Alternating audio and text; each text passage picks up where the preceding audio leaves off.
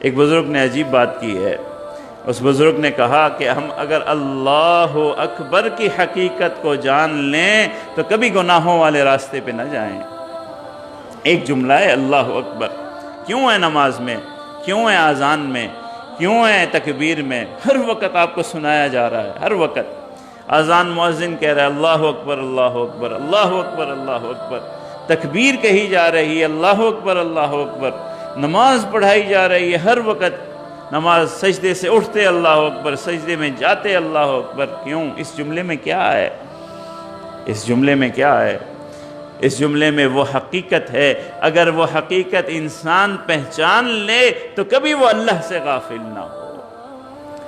بزرگ نے عجیب بات لکھی ہے. اس نے لکھا ہے کہ جو ملازمت کرتے ہیں وہ لوگ اس بات کو پہچانتے ہیں. ملازمت میں، دفتر میں کئی لوگ ہوتے ہیں، کئی لوگ ہوتے ہیں. آپ کے ساتھی ہوتے ہیں، آپ سے جونیئر ہوتے ہیں، کام کروانے والے ہوتے ہیں. کچھ لوگ ایسے ہوتے ہیں جس سے آپ کی ملازمت وابستہ ہوتی ہے. ہوتی ہے کہ نہیں ہوتی؟ کوئی ایک ٹیبل ایسا ہے، کوئی ایک دفتر ایسا ہے، کوئی ایک کرسی ایسی ہے کہ آپ سمجھتے ہیں کہ یہاں اگر ناراضگی ہو گئی تو میری ملازمت گئی، میری تنخواہ گئی، میرا چین گیا، میرا سکون گیا. تو پھر کیا؟ جب یہ تصور آپ کے ذہن میں آ جاتا ہے، جب آپ یہ سوچ لیتے ہیں، جب یہ آپ فیصلہ کر لیتے ہیں کہ یہ دفتر ایسا ہے، یہ کرسی ایسی ہے کہ اگر یہاں کوئی گڑبڑ ہو گئی تو میری ملازمت گئی، تو پھر خود بخود آپ کا رویہ اس دفتر کے بارے میں بدل جاتا ہے کہ آپ کبھی یہ برداشت کر سکتے ہیں، تصور کر سکتے ہیں کہ آپ اس دفتر اور اس آفیسر کو ناراض کر دیں جس سے آپ نے فیصلہ کر لیا ہے کہ میری ملازمت وابستہ ہے. پورے دفتر کی آپ مخالفت کر لیں گے مگر اس افسر کی مخالفت نہیں کریں گے. کیوں؟ یہ انسان ہے، یہ انسان ہے.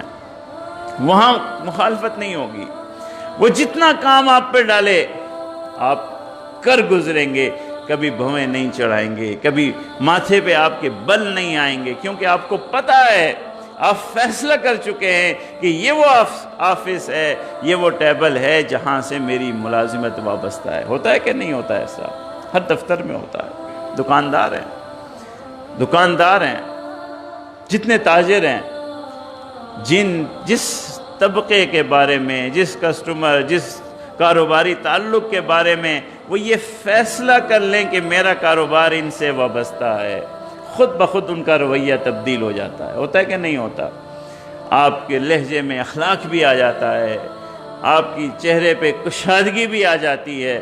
پھر وہ رات کو اگر 2 بجے آ رہا ہے تو آپ کی دکان اس کے انتظار میں 2 بجے بھی کیا ہے؟ کھلی ہے. یہ ہماری سامنے مارکیٹ ہے، دن کو 2 بجے کھلتی ہے، رات کو 2 بجے تک. کوئی ان سے پوچھے جا کے کیوں اپنی زندگی ہلکان کی ہوئی ہے؟ رات تو سونے کے لیے ہے، آرام کے لیے ہے، کیوں بیٹھے ہو رات کو 2 بجے تک؟ کیا جواب دیں گے؟ سب کے سب ان کی برادریاں الگ ہیں، سوچ الگ ہے، تعلیم الگ ہے، لیکن جواب ایک ہے کہ میرا کسٹمر تو رات کو آتا ہے. یہی جواب ہے سب کا. سوچ الگ ہے، برادری الگ ہے، زبان الگ ہے. مگر انسان جب یہ فیصلہ کر لیتا ہے کہ میرا مفاد جس سے وابستہ ہے، میرا کاروبار جس سے وابستہ ہے، اس کے بارے میں اس کا رویہ تبدیل ہو جاتا ہے. ہوتا ہے کہ نہیں ہوتا؟ پھر وہ رات 2 بجے آئے تو اس کی دکان 2 بجے کھلی ہے. اگر وہ رات 4 بجے آئے تو اس کی دکان اس کے انتظار میں 4 بجے بھی کھلی ہے. نہیں بند کر سکتا اس کے بغیر. نئی ناراضگی اس کی مول لے سکتا، نئی ناراض اس کو کر سکتا. اللہ اکبر یہی ہے، اللہ اکبر یہی ہے. مؤذن جب اللہ اکبر کہتا ہے آپ کو یہی سمجھاتا ہے کہ آپ کے کاروبار کسٹمر سے بڑا اللہ ہے. اللہ ہے، آپ کی ہر چیز اس اللہ سے وابستہ ہے، وہ بڑا ہے. یہ دنیا کے اختیارات اور یہ دنیا کے کاروبار عارضی ہیں. یہ اللہ اکبر کی فکر، یہ آج ہم راستے سے بھٹکے ہوئے ہیں صرف ایک وجہ سے بھٹکے ہوئے ہیں کہ اللہ کی حقیقی قدرت اور اللہ کا حقیقی جو اللہ کا مقام ہے ہم نے اپنے ذہنوں سے اوجھل کر دیا ہے. اگر اللہ اکبر کا تصور انسان کے سامنے ہو، کبھی وہ اللہ کی نافرمانی کی طرف جا ہی نہیں سکتا، وہ افورڈ ہی نہیں کر سکتا کہ میں رب کی نافرمانی کیسے کروں، اگلا سانس بھی میرا اس کی قدرت میں ہے، کیسے کرے گا نافرمانی؟